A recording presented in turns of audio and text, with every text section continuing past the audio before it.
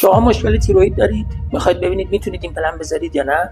ببینید کسایی که مشکل تیروئید دارن به دو دسته تقسیم میشن. یک، کسایی که اینا کمکاری تیروئید دارن.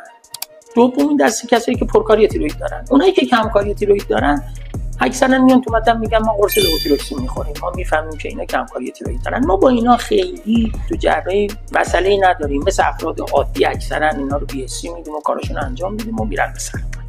یه مقدار کار ما با اونایی که پرکاری تیروئید دارن داستان داره. اینا عرضم به حضور شما که اکثرا قرصای متیمازول یا پروپیل تیوراسیل مصرف میکنن که میان تو مطب میگن ما میفهمیم که اینا پرکاری تیروئید دارن. ما برای اینا باید مثلا داروهای روتین دندان پزشکی که برای BSc استفاده میکنیم کمتر بزنیم یا یه داروهای دیگه BSc براشون بزنیم. خیلی مراقبشون باشیم که اینا استرس نداشته باشن، درجه حرارت بدنشون رو کنترل کنیم و عرضم به حضور شما داروهایی که بعد از جراحی ما میخوایم براشون بدیم یه مقدار باید کنترلشون کنیم.